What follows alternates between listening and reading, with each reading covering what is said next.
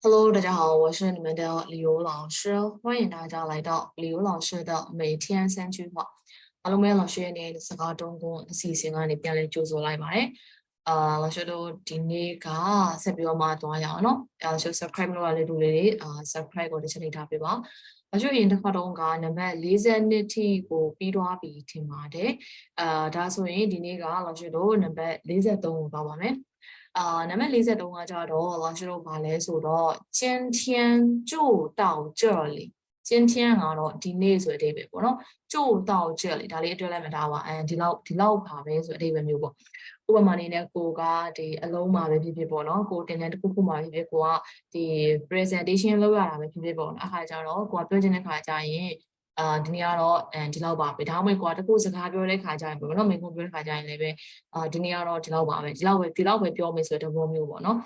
ဆိုင်ဝင်ရတင်တဲ့ခါကျရင်လည်းပဲလာရှို့ဒီဂျားထဲမှာပေါ့နော်ဒီကျိုးရဲ့အနောက်နားလေးမှာလာရှို့ဒီ vet တခုထည့်လို့ရတယ်ဥပမာအနေနဲ့လာရှို့တို့ဆိုရင်ပြောမယ်ဆိုရင်今天就学到这里ဒီနေ့တော့တင်တာဒီလောက်ပါပဲပေါ့နော်ဒီမှာပဲရက်မယ်ဒီထိပဲဆိုတဲ့အဓိပ္ပာယ်မျိုးပြောချင်ဟုတ်ပြီနော်အဲဆိုတော့ဒီစကားလေးက我们今天学到就到这里ဒါမျိုးလည်းပြောလို့ရပါဒါမှမဟုတ်今天就学到这里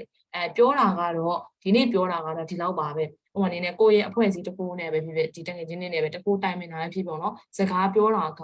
ဒီမှာပဲရက်မယ်ဒီလောက်ပဲပြောမယ်လို့လားရွှေတို့ပြောချင်တဲ့ခါကျရင်今天就说到这里ဒီနေ့ကတော့ပြောတာဒီလောက်ပါပဲဒါမျိုးလေးပြောလို့ရပါတယ်အဲဆို今天就到这里今天就到这里ဒီနေ့ကတော့ဒီလောက်ပါပဲမနေ့တည်းမှာပဲဆက်ပြောရင်လည်းပြောမယ်ပေါ့ဒါမျိုးပြောချင်တာပါနောက်44ရရရှိတော့就这样就这样အတိတ်ပဲဒီလိုပါပဲပေါ့ဥပမာနေနဲ့ကွာတငယ်ချင်းကိုကိစ္စတစ်ခုပြောချင်တယ်ပေါ့ကိစ္စကဒီလိုဆိုရင်ဒီလိုဘယ်လိုပြောမလဲဆိုရင်အနောက်မှာလာရှင်းရေးပေးထားရပေါ့နော်ဒါကြောင့်ရေးရင်အများနေမှာဆိုလို့ဒီဘက်မှာနည်းနည်းအချင်းချုပ်အနေနဲ့ပဲရေးပေးထားပါတယ်事情是就这样ကိစ္စကဒီလိုဆာလာပြီးအနောက်ကပြောလို့ပေါ့နော်ကိစ္စဒီဆိုမလေးဘလို့ညာအကြောင်းတွေပြောလို့ရတယ်ပေါ့နောက်ကြတော့我们就这样做吧ငါတို့ဒီလိုပဲလုပ်ကြတာပေါ့သူကတော့အဲ့လိုပြောတယ်ဆိုစဉ်းစားကြည့်ရောလဲသူလုပ်တဲ့ပုံစံနဲ့မှန်မယ်ထင်ပါငါတို့အဲ့ဆိုဒီလိုပဲလုပ်ကြတာပေါ့我们就这样做吧我们就这样做吧နောက်ကြတော့ဘာလို့နင်းအောင်မေးရလဲမဟုတ်ဘူးငါဒီတိုင်းပဲ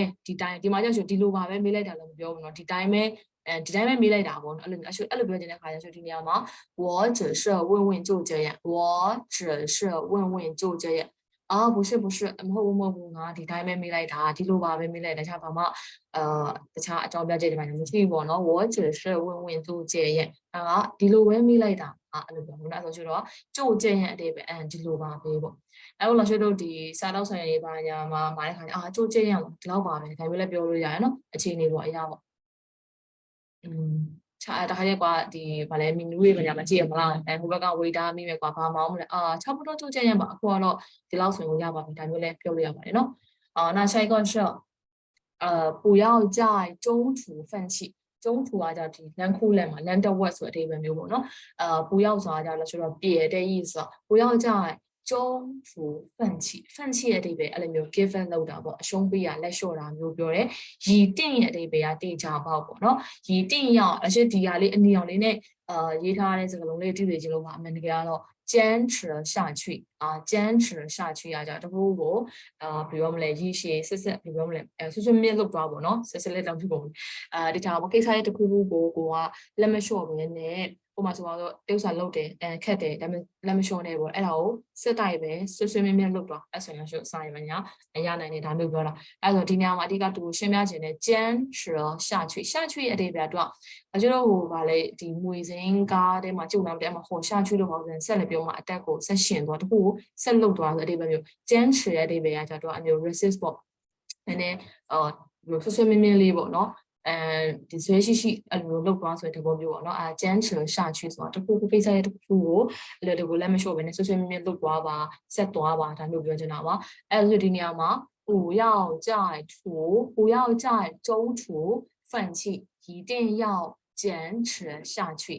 ဟုတ်ပါနော်โอเคအဲ့ဆိုချစ်တာလေးတွေကဒါကကြတော့လန်တပေါ်မှာဒီလည်းမလျှော့လိုက်ပါနဲ့တခြားပါတခုကိုဆွမြင့်နဲ့ဆက်ပြီးတော့မှလုပ်သွားအဲ့လိုပြောဟုတ်ပါနော်โอเคဒါဆိုလို့ရှိတော့အစအနေတစ်ခါတော့ပြန်ဖက်ကြည့်အောင်နံပါတ်1က好久不见，你最近怎么样？好久不见，你最近怎么样？又真巧，你也在这里呀！又真巧，你也在这里呀！你以前不是这样的，你以前不是这样的。明天开始我一定减肥，明天开始我一定减肥，明天一定不吃，我好好减肥，明天一定不吃，我好好减肥。我不许你减肥，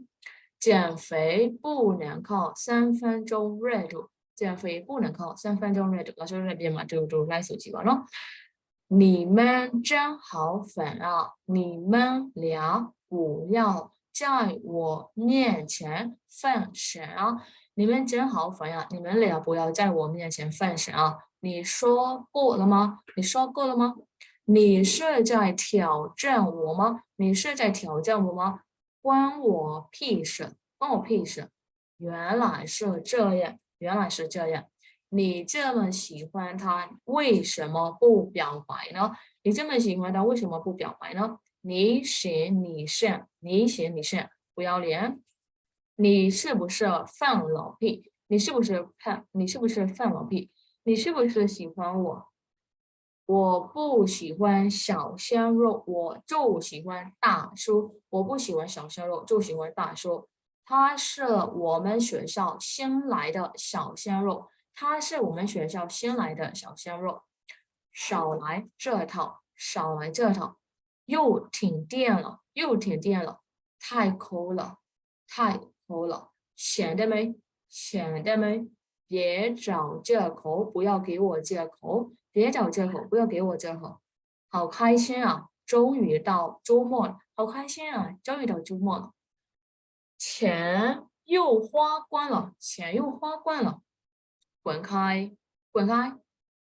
你是不是做了什么？你是不是做了什么？你是不是吃了大蒜？你是不是吃了大蒜？千真万确，千真万确，又被炒鱿鱼了，又被炒鱿鱼了。你为什么不早说？你为什么不早说？我接受你的抱歉，我接受你的抱歉，算了吧。说话算话，说话算话。我先走了，我先走了。你不对劲，你不对劲，算我一个，算什么？祝你早日康复，祝你早日康复。我看他不顺眼，我看他不顺眼。